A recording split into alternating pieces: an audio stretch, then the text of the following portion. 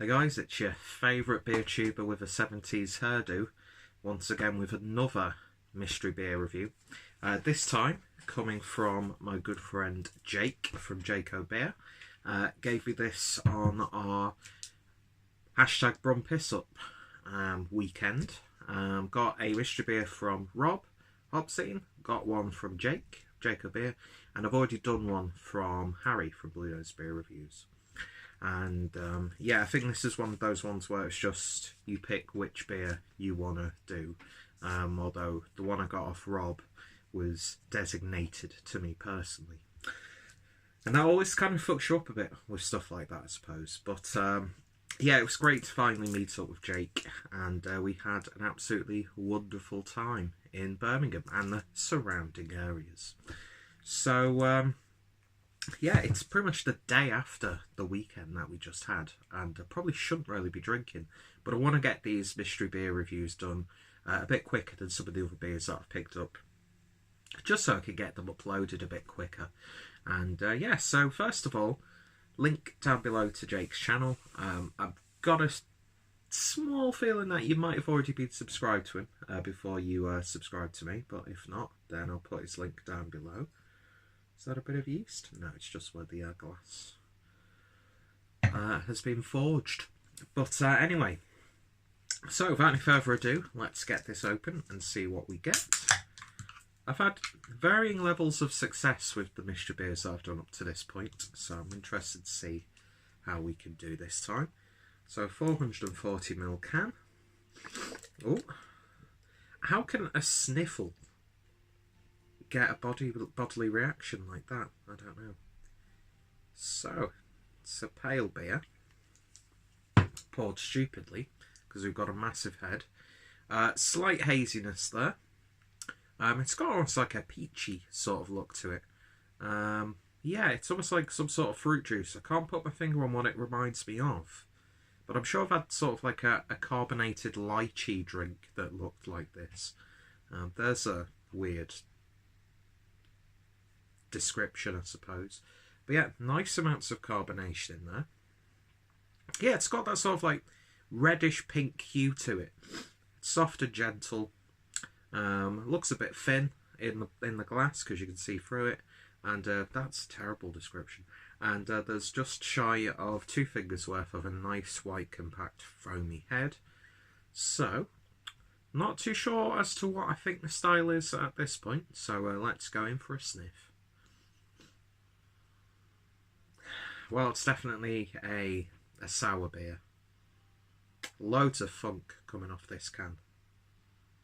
Absolutely loads. A little bit of a subtle vinegariness coming through. Sourdough yeast starter, almost.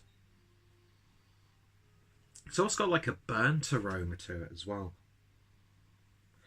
Like damp wood also. There's sort of like just a dulled generic fruitiness there, but I can't put my finger on what type of fruit it would be. Maybe a subtle hint of peach.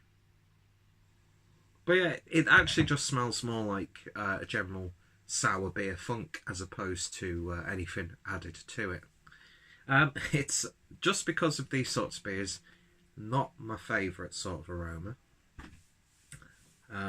That's it. I can't even like it's a mystery beer, so I shouldn't feel guilty when I'm saying I don't like the smell. It's not like Jake brewed this himself for me specifically. Yeah, it's got that slight Berliner aroma. That being said, there's a tiny bit of saltiness. There's like a savoury edge. There we go. That's what I was looking for.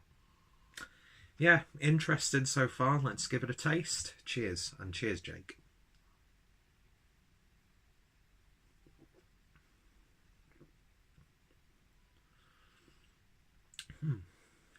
Ooh. That aftertaste, though. Not a big fan of that aftertaste at all. Starts off okay. but then it like just comes up with resurgence. Light body, gentle carbonation. It's a little bit dry. It's funky, but wine-like at the same time, almost.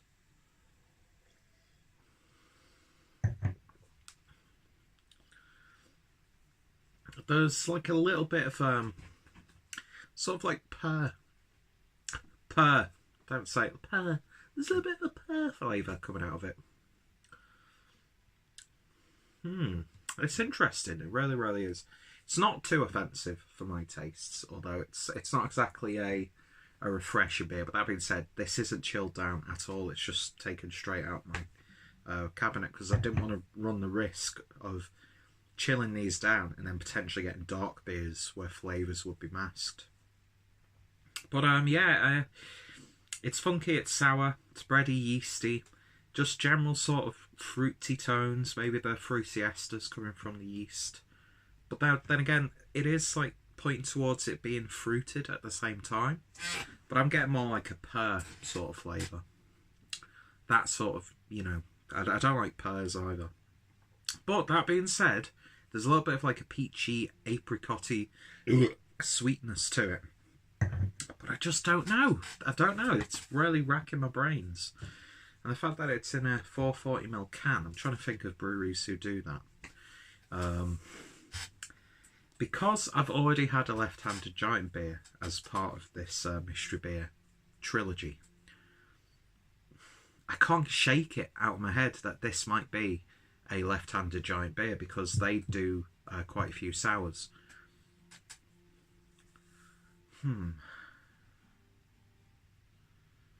But then a beer that I've been seeing a hell of a lot of recently is a Northern Monk, like Farmhouse Saison, like light ABV Farmhouse Saison, and I think it's that power of suggestion is clouding my judgment slightly. Or Kettle Sour, that's what it was looking for. And now I'm drinking it. I'm thinking, could it be that Patrons Project beer from Northern Monk?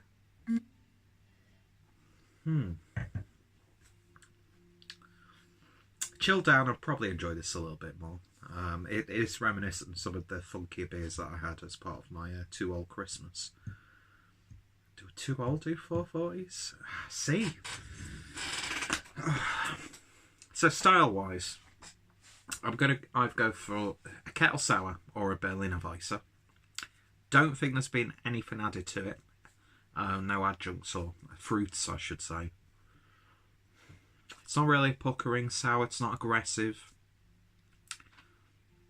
Subtle hint of fruitiness. So I'm definitely going for a, let's see, would it be a Farmhouse? Would it be a Saison? Would it be a Berliner Weisse? I want to settle on one. Do you know what I mean? I don't want to be vague in any way with this, because it means a lot to me. My career as a YouTuber depends on these fucking mystery beers. It'll be the making of me, or it'll be the decline of me. So I'm going to go with a Kettle Sour. UK brewery. Toss up between Northern Monk and Left-Handed Giant. That's all I'm going to say. Yeah, I'm going to go for a Kettle Sour. Just an honest to God Kettle Sour as opposed to like a fruited or breaded one. Let's see. So, we'll make a start next so I don't see the can when I open it. So, here we go. Beautifully wrapped, by the way, Jake. Very reminiscent of happier times at the end of last year. I jest. You know, when you're struggling to open it, it helps if you actually open your eyes and see where you can start on the opening of the beer. Let's see. Oh, just MacBook getting that Java pop-up that doesn't go away even when you press the right buttons. Anyway, here we go. Let's see what we've got here.